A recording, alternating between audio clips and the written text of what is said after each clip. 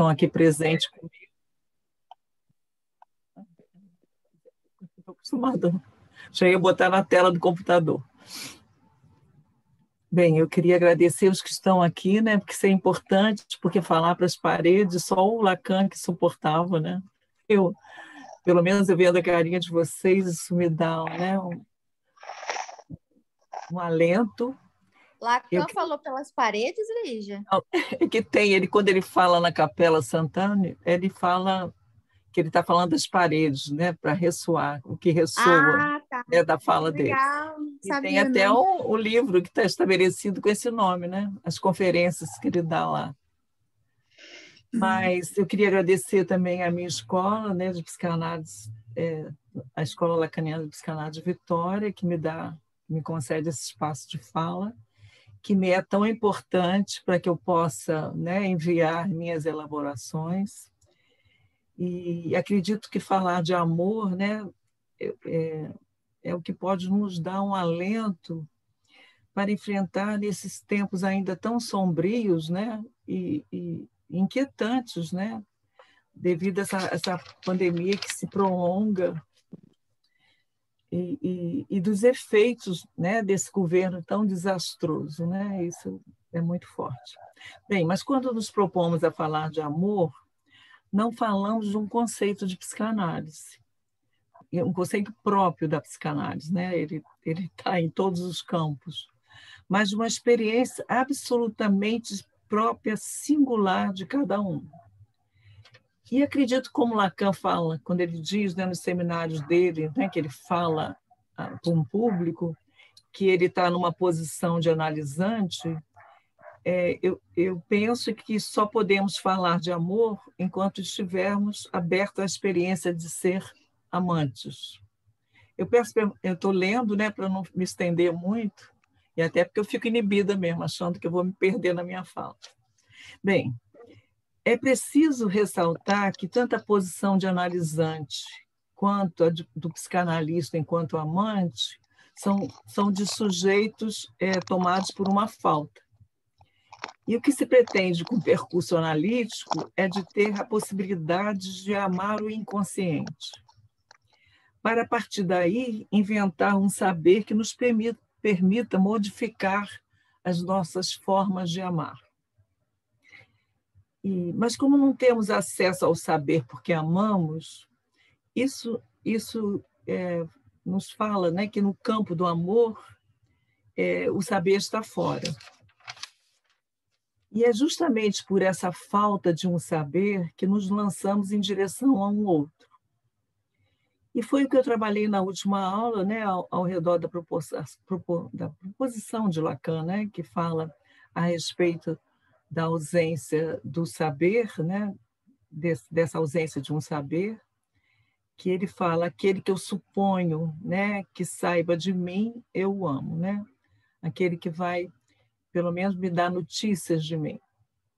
E aqui quero fazer uma chamada da importância de nós que queremos sustentar o desejo de analista, como é preciso estar abertos a essa experiência de ser amantes. Resolvi trazer alguns exemplos de Freud e Lacan, do quanto eles se mostraram abertos a essa experiência de ser amante. E não só para ressaltar a importância do tema, mas também para falar. Eu já tinha feito uma aula para dar hoje, mas resolvi fazer na última semana uma aula em função de alguns acontecimentos da nossa escola, né, de alguns analistas que pedem para sair. E aí eu resolvi refazer a aula, trazer alguns elementos e que eu acho importante para a gente lembrar, né, os nossos fundadores, né, tanto Freud quanto Lacan, para ver o que eles podem nos dar de exemplo dessa posição, dessa experiência de ser amantes. Bem, eu inicio com Freud nas novas conferências, na Conferência 24, de 1933, né? Abre aspas. A atividade psicanalítica é árdua e exigente.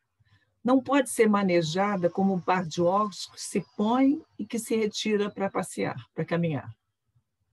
Via de regra, a psicanálise possui o médico ou o psicanalista inteiramente ou não o possui em absoluto. O que afirmo, né, a partir daí, é que se no exercício desse nosso ofício, que exige tanta dedicação, e se muitos analistas persistem, né, nesse percurso, né, de uma formação permanente, e por isso a psicanálise se mantém, é por isso que nós temos esse espaço de sexta-feira, né, para sustentar a psicanálise no mundo, para insistir na permanência da psicanálise. E se alguns analistas insistem nisso, é porque nessa dita profissão impossível, como Freud falou, né, entre o governar e o educar, que só é possível exercer essa profissão porque se trabalha por amor. Certa vez perguntaram a Freud, eu gosto muito de ler a biografia e a biografia do Peter Gay, né, essa daqui, que é uma das mais antigas, ela é muito preciosa, porque ele é muito detalhista, né? E ele fala em algum momento, eu vou trazer outras falas do Freud aqui, da história, da biografia do Freud, mas uma vez perguntaram a Freud o que uma pessoa deveria fazer para ter uma vida razoável, né? Uma vida menos infeliz, o que a pessoa deveria fazer, né? para isso acontecer. E quem perguntou esperava grandes elaborações do Freud, uma resposta profunda, né? Mas Freud simplesmente disse: amar e trabalhar. Eu vou pegar isso mais adiante, esses dois pilares, mas vou insistir um pouco voltando à questão da experiência de ser amante, né? Então, é nessa biografia também que eu fui buscar, logo no início, é interessante, quando a gente retoma, a gente vê que já passou por ali, mas a gente lê sempre de uma outra maneira, que a gente não busca, né? Aquilo surge para a gente. E tem o primeiro capítulo, logo em seguida, uns primeiros capítulos, fala do Freud enamorado. Então, olha só, vou abrir aspas com Peter Gay relatando. Freud, com apenas 2 meses de namoro, ficou noivo. Arrebatou Marta porque se revelou um amante impetuoso. Impetuoso, quer dizer, bem veemente, bem fogoso, né? Marta, sua noiva, 5 anos mais nova que ele, era muito popular entre os amigos, né? Os rapazes. E era para Freud, por conta disso, por essa exuberância dela, extremamente desejável. E aí, aspas, continuando, ele a cortejava com uma violência, a palavra que Peter Gay usa, que quase a assustava, né? Assustava Marta, e exigia todos os recursos do bom senso dela, porque ele era tão, vou ler aqui, né? Mas é porque ele era tão possessivo que ele queria que Marta se afastasse dos amigos, ficasse só para ele. E ela tinha que manejar isso, né? Para não perder os amigos.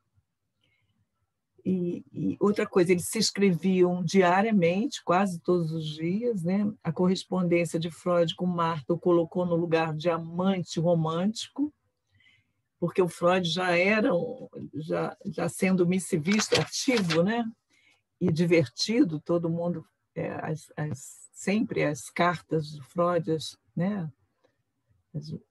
Eram muito interessantes, mas o Freud agora tornava-se prolífero no gênero que nunca havia praticado antes, a carta de amor.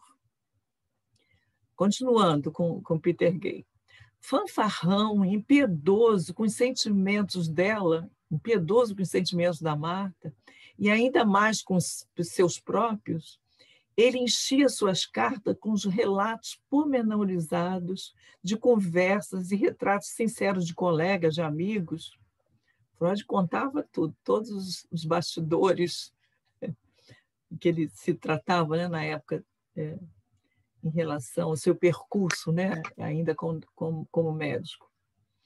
Analisava seus sentimentos, né, nas cartas a Marta, da mesma forma que analisava nas cartas dela para ele, né? Com uma atenção e minúcias, segundo Peter Gay, dignas de um detetive e de um psicanalista, lógico. Ele, quer dizer, o Peter Gay fala de um psicanalista, de um detetive e de um psicanalista. Essas cartas de amor, na verdade, constituem uma autêntica autobiografia de Freud no início dos anos de 1880. Quer dizer, o Peter Gay se utiliza muito dessa correspondência. Mas, continuando, né, nessa ilustração do Freud, vou seguir um pouquinho, né? Continha-se muito pouco frente à noiva. Além de contar abertamente seus sentimentos em relação ao trabalho, as suas ambições na época irrealizadas, ele extravasava seu desejo por ela. Preocupa-se com todos os beijos que ele não estava podendo dar nela naquele instante. E numa carta justificou seu vício pelos charutos, atribuindo esse vício, né, à ausência da Marta. Ele fala assim: fumar, aí já é fala de Freud, é indispensável se não tem nada para beijar. Quer dizer, seus acessos intermitentes de ciúmes chegavam por vezes às raias do patológico, com sua intensidade pura cólera irracional. Mostrando essa passionalidade, eu estou querendo trazer, né, isso do Freud, né?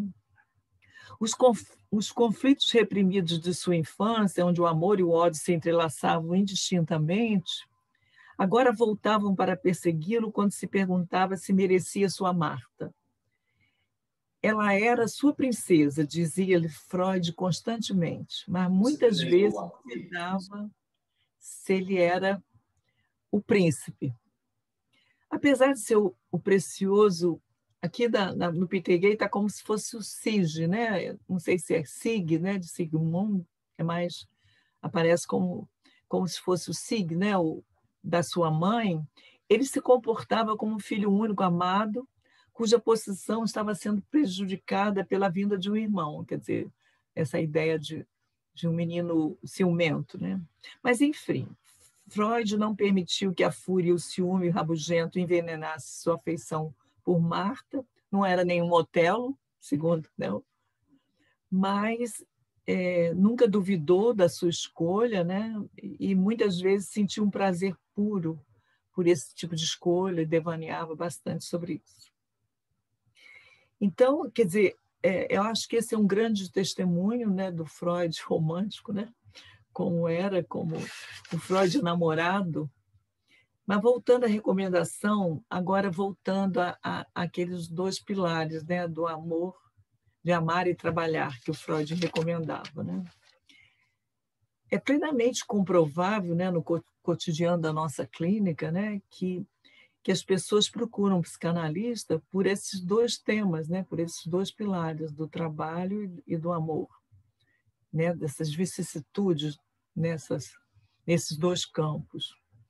Inclusive, a palavra trabalho, né, acho que todo mundo já viu sobre isso, é o termo utilizado, né, como instrumento de tortura, vem do latim tripalium, né? Eu falava tripadium, mas é tripalium que eu fui ver, e que fala um instrumento de sacrifício, de tortura, né? Mas hoje se prega muito o amor ao trabalho, né? Quer dizer, retirando o trabalho desse lugar sacrificial, né? Amar o que fazemos é modificar justamente essa posição mortificante do trabalho, né? Mas voltando a essa posição do psicanalista de estar aberta à experiência de ser amante, quero relembrar que trouxe lá, acho que na segunda aula, se não me engano, o que o Alush, logo no início desse livro, bem nas primeiras páginas, ele fala de uma entrevista que ele leu sobre o Lacan, e que fala, né, no momento que também fala dessa passionalidade do Lacan a respeito do amor, que diz que o Lacan buscava muito o amor que ele não obteve, ou aquele que não se obtém, né, já dando algum indício da impossibilidade, Mas o que destaca é o comentário do Alush aqui nessa aula que ele fala, relembrando, né? Que ele fala, não é justamente essa busca intensa pelo amor que fazia de Lacan um psicanalista? E aí acrescenta o Alush, a coisa vale só para ele ou para todo psicanalista? A Elisabeth Roudinesco, né, quer dizer, ela também, no Lacan, a despeito de todos, de tudo e todos, também fala dessa passionalidade. Por exemplo, ele falando, né, no seminário do Lacan, que o Lacan era teatral, lúdico, semelhante às histéricas de Charcot, sempre propenso a inventar as mais exuberantes figuras de discurso. Né? Quer dizer, no livro também da Catherine Milot, né, que fala bem, né, a vida com Lacan, ela também fala dessa... ele diz que o Lacan volta a Roma, né? Ele já havia feito uma conferência, foi muito importante, né? Função em campo da fala. 21 anos depois, ele volta para uma conferência que eu sempre trabalho, que é a Conferência Terceira, e ele está ali muito incomodado, que tem gente demais. Aí ele faz um comentário assim para os analistas e fala, aspas, sejam mais relaxados, mais espontâneos quando receberem alguém à procura de uma análise. Não se sintam obrigados a se valorizar. Mesmo como bufões, vocês têm justificativa para sê-lo. Basta ver minha televisão, sou um clown. Tome isso como exemplo e não me imitem. Então, ele está falando também dessa forma mais passional mesmo. Eu estou falando passional no sentido de que o Lacan coloca o amor como paixão. Né? E no livro Cartier-Lacan, que esse é um livro que eu acho que quem não tem merece ser comprado, porque são testemunhos dos analistas no tempo do que o Lacan era vivo, quer dizer, que sofria os efeitos dessa fala, né? dessa fala exuberante, entusiasmada do Lacan, né? que contagiava a todos. E eu tirei um exemplo aqui, que foi o primeiro exemplo, lógico, o primeiro que dá testemunho, né? Que é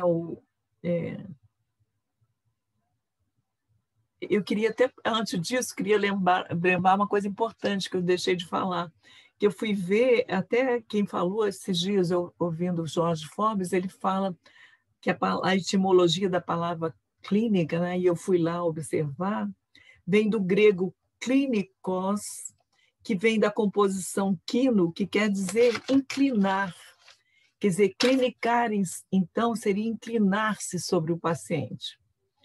E vamos ver o que isso tem a ver com o desejo do analista. Né? Mas o que eu destaco aqui um desses testemunhos é do Jean Clavaux, que é um dos primeiros analisandos, né, do Lacan, começou com Lacan a análise em 1948, e que ocupou diversos cargos, né, de responsabilidade na Escola Floridiana de Paris.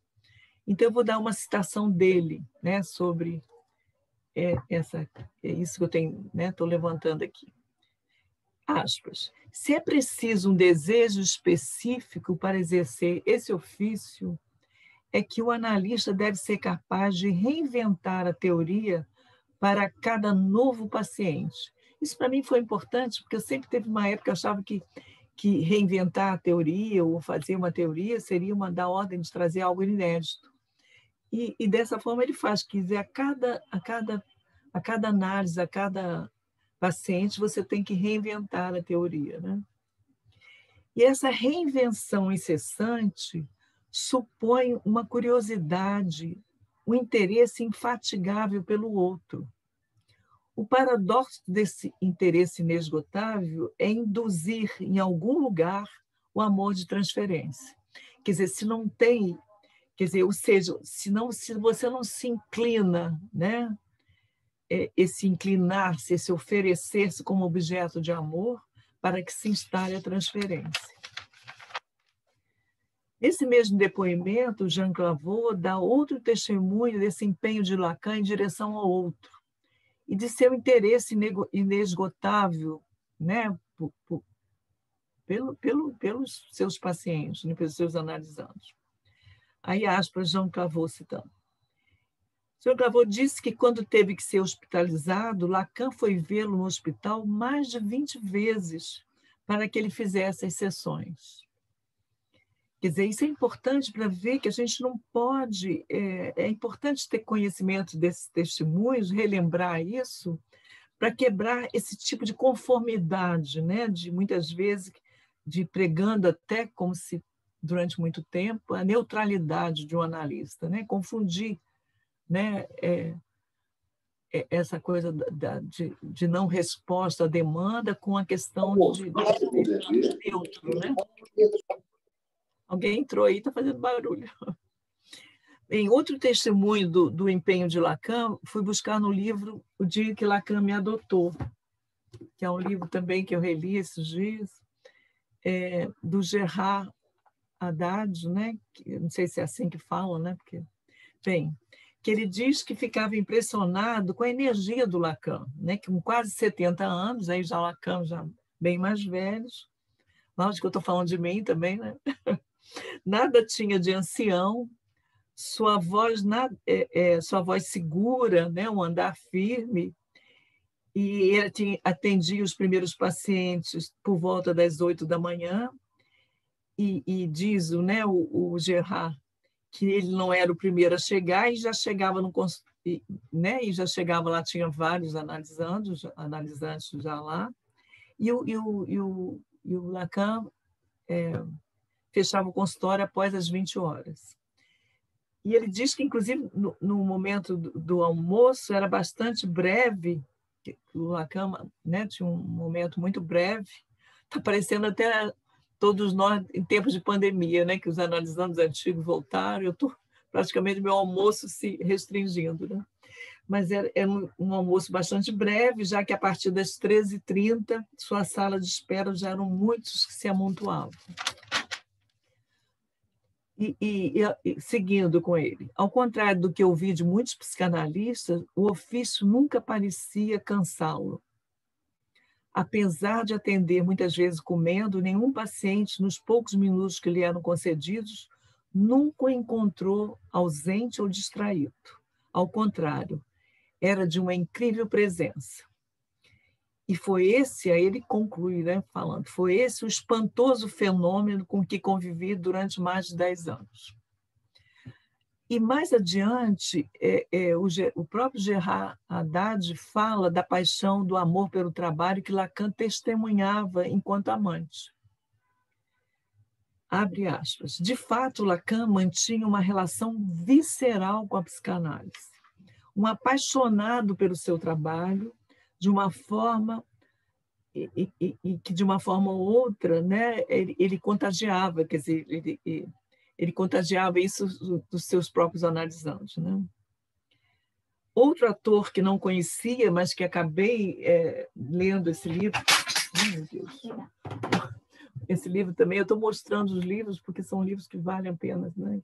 Esse Amor, Desejo e Gozo, que é da série Diálogos Lacaneando,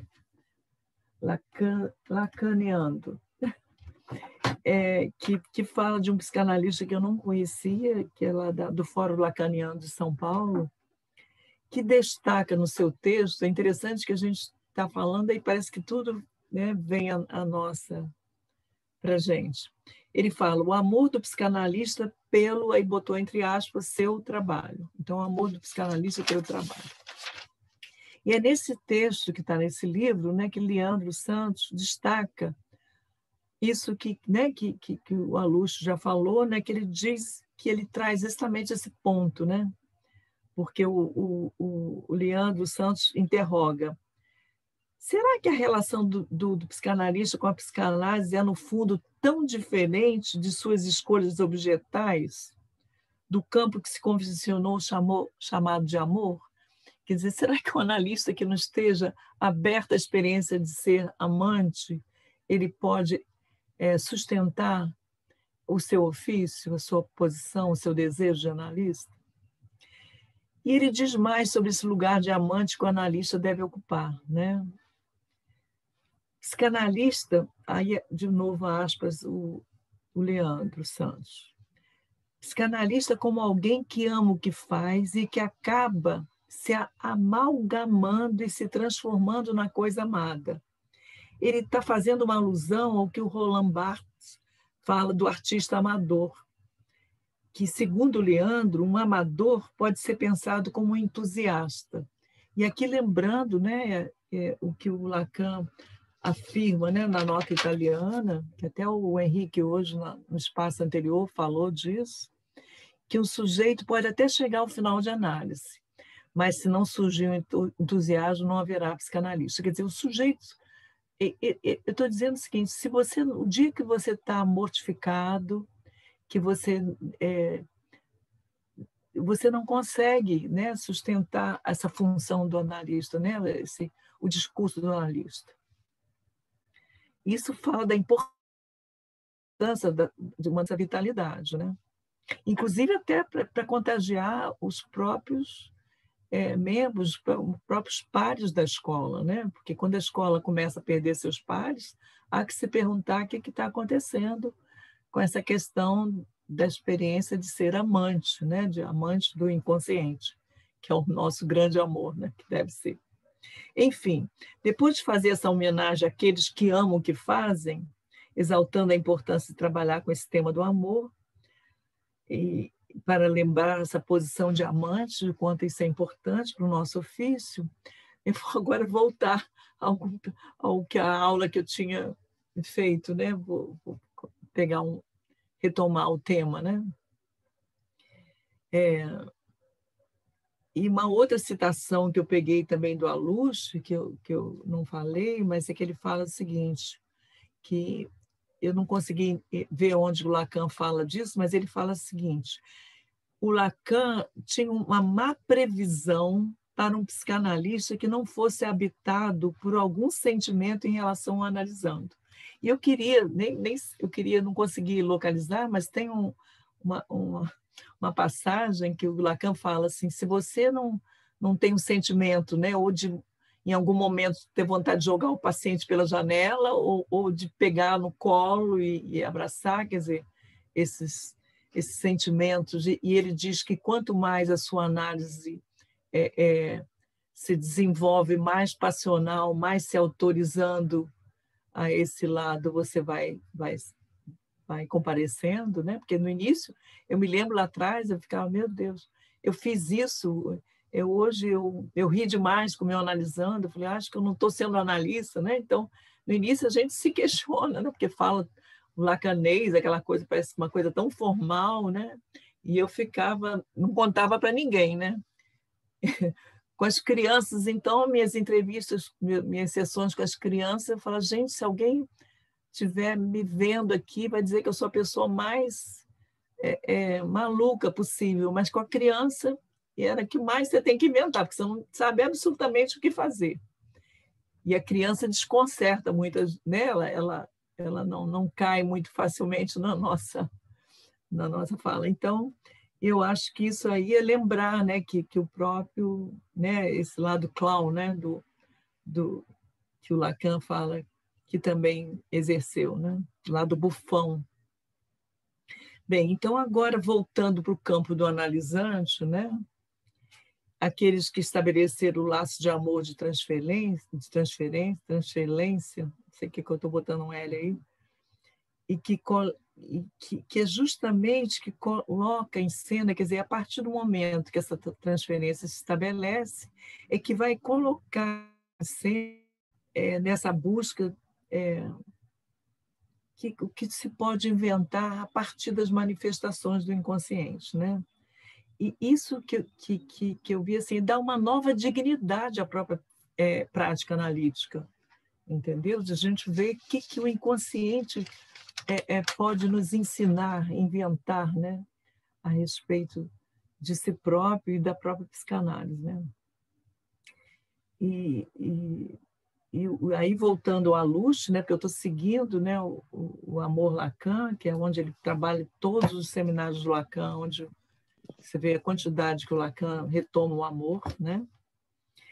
E e aí citando, né, logo no início, ele fala: o fato do amante saber que ama não impede que ele desconheça o que ele ama. Quer dizer, Lacan, no Seminário 8, também fala alguma coisa nesse sentido, dessa ausência do saber, né? Ele fala a ausência do saber o que se ama, né? Aí citando Lacan no Seminário 8. Quanto ao que vem a ser amar e o que vem ser o amor, há que dizer que as duas coisas não se confundem. Dito de outro modo, aquele que ama, sabe que está amando, mas não sabe por que ama. Não sabemos por que amamos este ou aquele sujeito, né? Ou quase sempre constatamos que não amaríamos se o amor fosse uma escolha racional, né? Porque a gente fala que quem que escolheria racionalmente alguém que pudesse trazer um sofrimento para a gente? E é isso que a gente vê normalmente na clínica, né? O chamado dedo podre, né? Que as mulheres falam tanto, né? E não conseguimos explicar porque amamos aquele que escolhemos, né? Outro dia, ouvindo o Forbes também, eu vi o Forbes esses dias, ele falando sobre o amor, ele diz que Forbes diz que o que amo no outro, ou o que me faz amar, se isso fosse explicável, as DRs teriam sucesso, né? As DRs funcionariam, mas elas dariam certo, né? Mas elas não funcionam justamente porque não se consegue captar pela via racional esse saber, né? Esse saber escapa à racionalidade. Então, o que acontece de fato é que a gente escolhe, né? E depois, caso a gente esteja, quer dizer, algo sem uma análise, você consegue ver que algo se repete aí, esse viés da repetição que eu trabalhei nas primeiras aulas, né? A gente consegue ver o que se repete, o que causa sofrimento nessa via da repetição, da ordem da repetição. E temos ver que o viés do percurso analítico algo possa se modificar aí, né? Desse sofrimento, quer dizer, alguma subtração desse gozo da ordem do sofrimento possa se fazer aí no percurso. E isso eu sempre gosto de ler Freud com Lacan, né? Porque eu acho que isso já estava lá no Freud, quando ele fala de alguma forma, né? Quando Freud nos adverte que são poucas as pessoas que encontram felicidade no amor e que o mais comum são as dores do amor. Mas ele complementa. Uma pequena minoria pode, devido à sua constituição, achar facilidade pela via do amor. Facilidade é ótimo. Felicidade. Eu acho que o amor é sempre muito difícil, né? Os desencontros são muito mais difíceis do que as facilidades. Então, meu ato falho está bem colocado. Devido à Constituição, quer dizer, alguns sujeitos, né, têm uma Constituição subjetiva que são mais favoráveis a essa espécie de laço amoroso, mas ele diz que isso requer alterações psíquicas na função amorosa. Quer dizer, é como se assim, não se nasce com essa capacidade de amar. Alguma alteração psíquica tem que ser feita. Então, o que seria possível, o que eu suponho, alterar nessa função amorosa que não ficasse restrito a uma pequena minoria, né? Porque eu li isso em Freud antigamente, antes de ser lacaniana, né? Que falava assim, são poucos, a possibilidade de sublimar era para poucos, né? Quer dizer, a capacidade de felicidade era para poucos. Eu falei, poxa, então, né? Isso dava um desalento, né? E é isso que é importante, porque o Lacan dá um novo vigor ao amor, né? Então, creio que alterar essa função amorosa é o que Lacan nos propõe, a via de obter um amor mais digno, quer dizer, esse amor que se inventa a partir de uma prática, né? de um percurso analítico. E mesmo de uma prática, né? Porque a gente também, enquanto psicanalista, a gente também, nessa exercício cotidiano, né, da experiência de se colocar na posição de amantes, isso também nos ensina muito e nos mantém vivos, né? Então, isso é importante. É um amor que se inventa na psicanálise e que se reinventa, né, a cada sessão, às vezes a cada dia, né? Então, acredito que Freud, ao dissociar amor de felicidade, não fala da impossibilidade de conseguir a felicidade através do amor, mas como algo que para se conseguir, exige um trabalho, né? Quer dizer, existe coragem, existe esforço, né? Por isso que hoje os laços se rompem tão facilmente, como eu trabalhei lá atrás, né? Hoje, diante do primeiro obstáculo, você desiste e, não quero, como o Bicho Han, como a Camila falou rápido aqui, que é o nosso filósofo queridinho da atualidade, ele fala, né, que diante do negativo você já recua, né? Então, é o que advém desse trabalho, né, né, que o resultado desse empenho em um percurso analítico é que pode se passar a inventar novas formas de amar, aquelas advindas do trabalho analítico e em direção de um amor mais digno proposto por Lacan. E é lógico, né, se a gente modifica a nossa relação na análise, a gente modifica também os relacionamentos do nosso cotidiano, né? Porque nada ilustra tão bem como o nosso lado amoroso, com os laços amorosos, mas essa parceria que se faz pelo viés da transferência analítica, né? que o Aluche nomeia muito bem, né? Uma erotologia de passagem, quer dizer, a possibilidade de você se utilizar de um amor que você não pode encontrar fora do amor transferencial. Eu estou até me adiantando aqui, mas vamos... esse amor mais digno, quer dizer, o Lacan declarou que a psicanálise tinha trazido isso que eu quero que, para mim, também soou como um pouco novo, né? Soou como novo nessa retomada, né? É que ele tinha trazido algo decisivo a respeito do amor, que seria que esse amor que viria pela via analítica, que o sujeito é só com esse tipo de amor, né, com esse algo decisivo desse amor de transferência, que possibilita que o sujeito advenha, né, como nessa posição desejante, né, que possa esse gozo condescender ao desejo, né?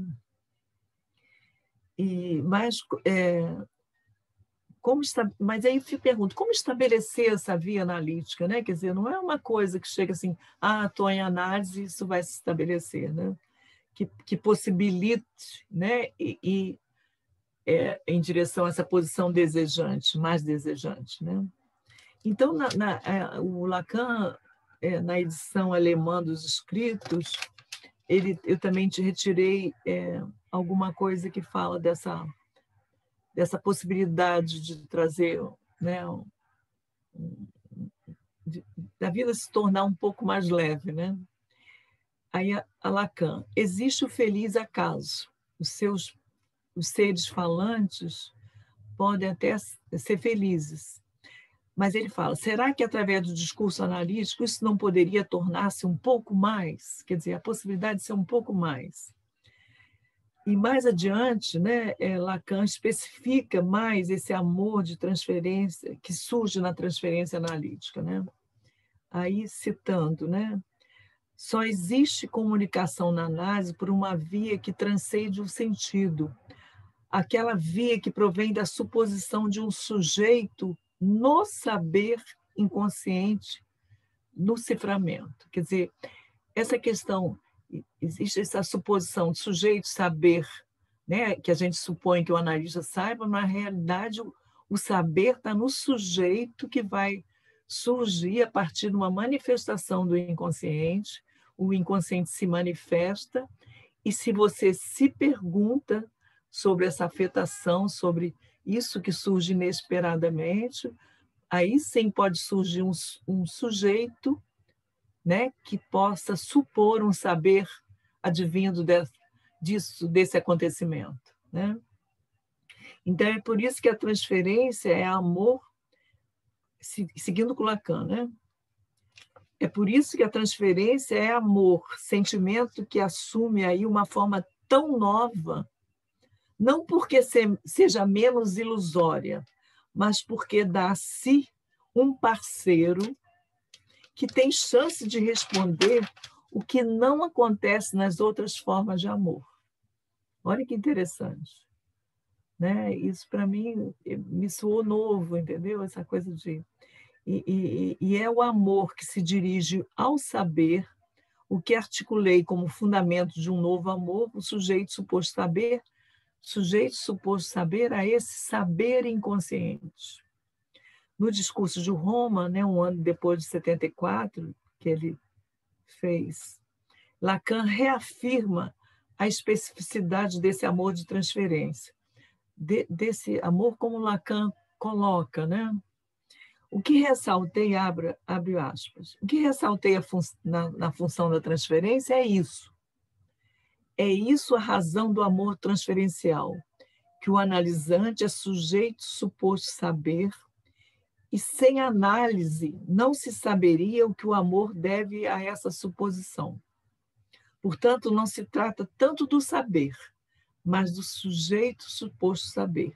Esse sujeito suposto saber deve bem estabelecer algum laço, né? Quer dizer, ele que permite estabelecer algum laço no exercício analítico, que fala dessa coisa do analista se colar ao saber, né? Que segundo a Luce, o Lacan não dá muitas pistas, eu até coloquei na chamada, uma paciente minha que tocou aqui. A gente fala que as psicoses, eles vêm sem marcar.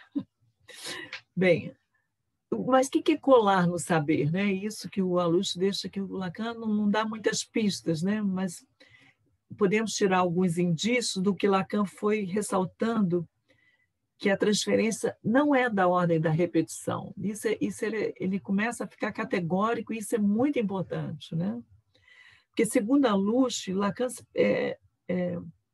se preocupou de indicar que o amor de transferência é um fenômeno novo, sem equivalente no passado do analisando, quer dizer, é algo que você não experimenta fora de uma análise. Né? Um traço que converge com sua recusa de encarar a transferência só como repetição, como Freud ressaltou. Né? Quer dizer, ele não abandona isso, é lógico que tem esse viés da repetição, mas é esse amor que o Lacan chama atenção, né? que ele vai falar, principalmente a partir do seminário mais ainda, né? Que é muito importante. E citando Lacan ainda no discurso de Roma, em 74... Lígia, Oi. desculpa atrapalhar, só um instante. Essa questão da repetição, chama muita atenção, porque no seminário 11 ele vai reforçar essa diferença, essa distinção entre transferência e repetição, e ele coloca que também Freud insiste em que a repetição exige um novo. Tem que ter uma novidade na repetição, não é o mesmo, não, que tem uma exigência da novidade.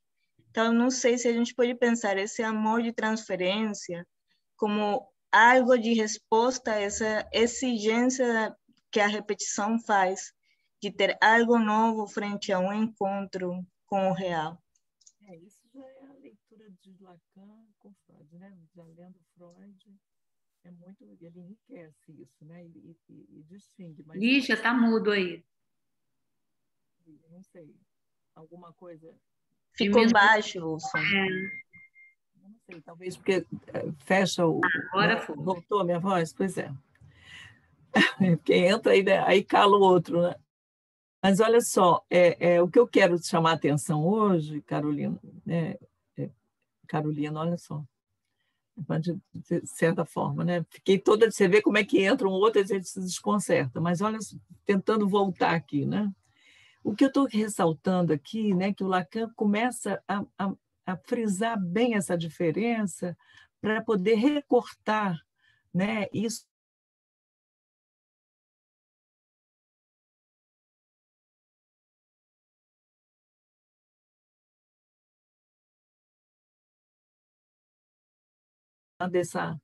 dessa questão do amor ao inconsciente, né? Mas então é lógico que isso é importante, por isso que eu falei, não é sem a repetição, né? Mas o que eu estou dando ênfase é justamente esse amor, né? Que você consegue para que possa pegar um viés, né? A partir da questão desejante, né? Então, ele fala, né, o que a nossa prática revela, isso em 74, né, quer dizer, bem adiante do Seminário 11, é que o saber inconsciente tem uma relação com o amor. Quer dizer, aí ele fala, então é o psicanalista que, ao estabelecer o amor de transferência, que institui o sujeito suposto saber. Quer dizer, o analista institui o que possibilita com que o inconsciente se revele e que possa surgir um sujeito que possa inventar um saber sobre o que se manifestou dessa forma inesperada. Portanto, é no manejo dos ditos do analisante, né, equivocando-os, enigmatizando-os, né, no Leturdi, é um texto pedreira, mas o Lacan fala muito dessa posição que o analista tem que ficar nessa posição, na questão da interpretação, onde ele tem que equivocar e enigmatizar, né, o que o paciente, o analisante, né, fala, esse saber suposto ao analista possa encontrar esse saber inconsciente, quer dizer, o próprio sujeito possa buscar no que ele fala, nas suas próprias letras, esse saber, e não se ficar supondo. Por isso que eu acho, o que eu verifico na minha clínica, eu não vejo meus analisando achando que eu sei as coisas. Eu vejo que eles ficam muito instigados, porque eu falo assim, nossa, você me falou isso. O que você quis dizer com isso? Isso, quando você repete, né, já você dá uma nova entonação, você retoma um dito, e na medida que você fala, o que você quer dizer com isso? Me explica melhor.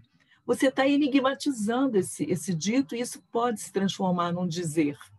E aí, realmente, fazer um bom uso do que possa surgir aí, enquanto um saber desse inconsciente. Então, é nessa suposição, mas é o analista que tem que, né, que se emprestar, né, se inclinar sobre o analisante para que possa surgir isso, né? Então, ao enigmatizar os ditos ou perguntar sobre as afetações, quando o sujeito embarga, né? Você prestar atenção, você embargou dizer isso. Diz um pouco melhor, né? O que fez você embargar? Isso é um sinal, o corpo dá o sinal, né? O Lacan cada vez mais vai falar desses acontecimentos de corpo que a gente tem que ficar atento, né? E esse inclinar, né, sobre o analisante, se posicionar onde o paciente vai nos empurrando, se ofertar como objeto de amor para que possa constituir esse sujeito suposto saber. E concluo, né, com essa citação do Lacan, oferecer-se como objeto de amor, pois é bendito, que ótimo, bem dizer.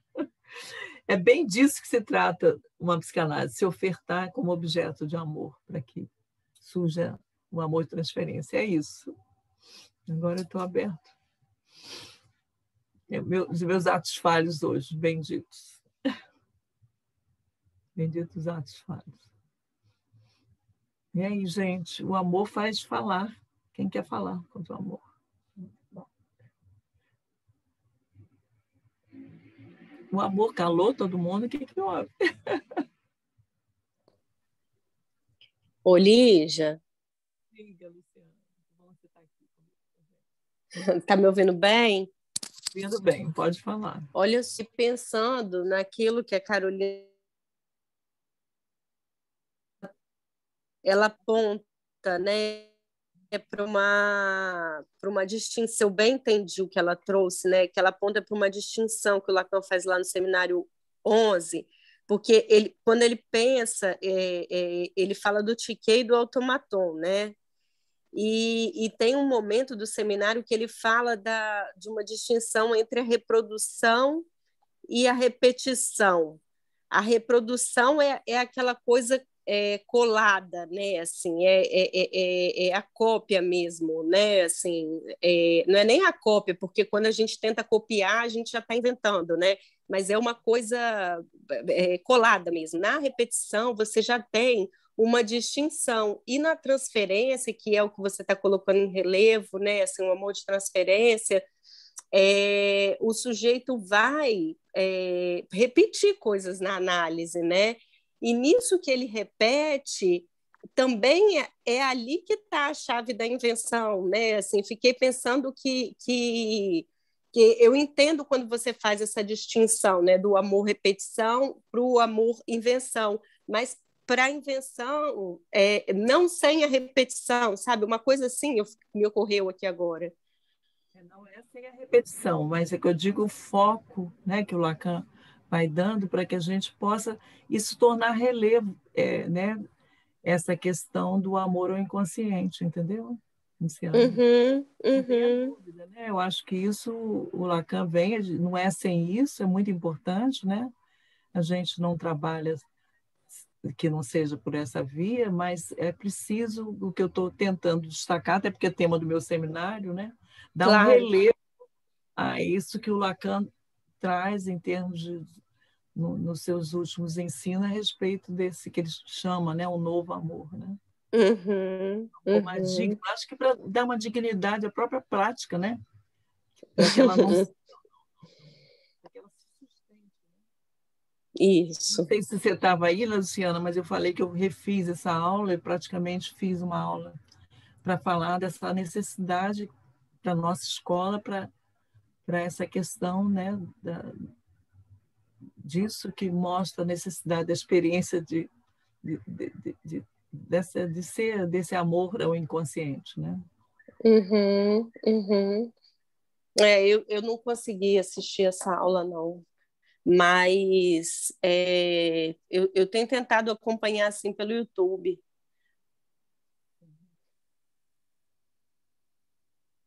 E aí, Camila, que sempre fala.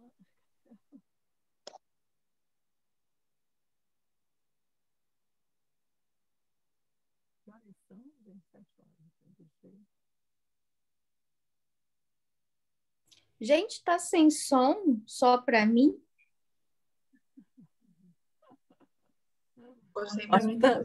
Para mim também está sem som. Aqui, eu estou ouvindo vocês, né? Lógico. Voltou. Eu estou ouvindo todo mundo, gente. Não, eu acho que é o microfone da Lígia. Então, vamos embora. Quem vai falar agora?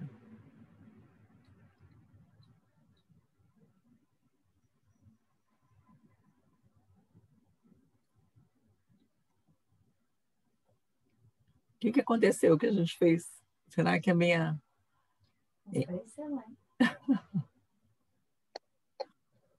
Lígia, você falou tantas coisas interessantes que eu estou aqui. Queria agradecer, foi muito bom, você é maravilhosa, como sempre. Adorei. Além de você me cortejar amorosamente, você quer falar alguma coisa? Sempre, né? Sempre.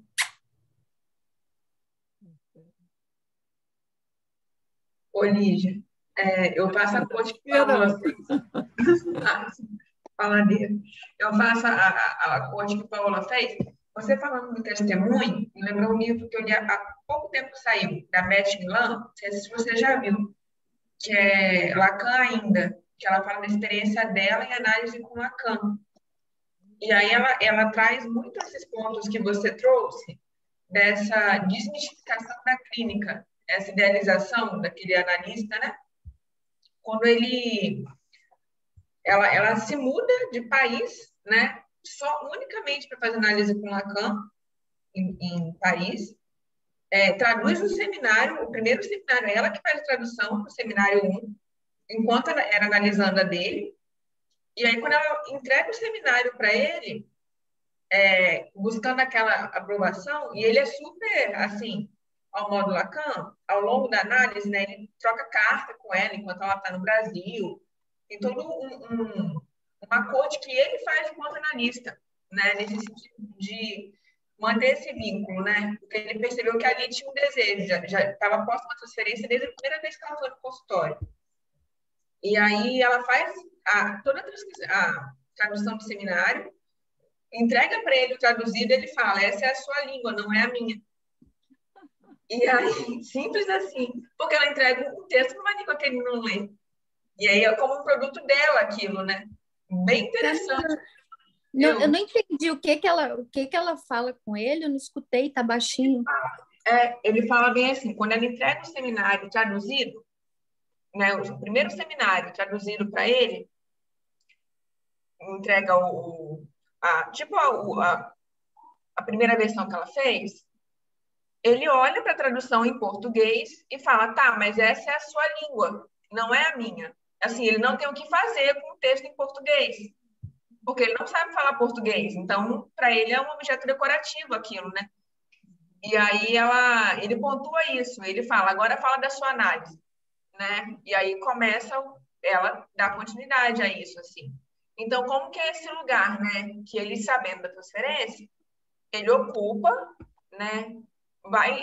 Manda carta, entra em contato, procura ela quando ela fica um tempo sem ir, ele vai até ela, e aí, e ao mesmo tempo, ele vai fazendo essas pontuações, né? Que é muito disso. Eu lembro quando ele fala da gente saber dosar a angústia, né? Assim como dosar a transferência. E às vezes esse que é o maior desafio, né? Na clínica, a gente fazer esse manejo da transferência mesmo. Esse está bem legal quando ela vai falando sobre esse processo de convivência com ele, né? Ao longo dos anos.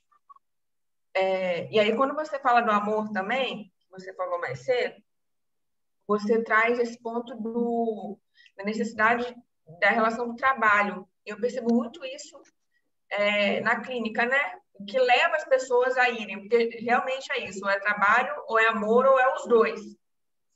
Ou a pessoa chega por uma via quando vê a outra. E aí muito obrigada, assim, porque eu sempre a gente trabalha, lida com isso, mas eu nunca tinha pegado isso assim, essa necessidade de trabalhar e amar, né? Então, muito obrigada mesmo. Freud, agradeço ao Freud, ao nosso pai. Você que trouxe, você que recortou. São os dois.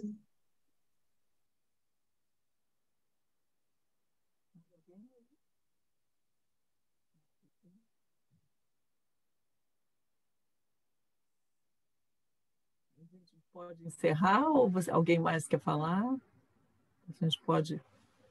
Hoje nós tivemos 2 atividades na escola, podemos encerrar? Tudo bem? Então, Acho que sim. boa noite a todos. Beijo. Até a próxima. Beijo. Até mais. Tchau. Tchau.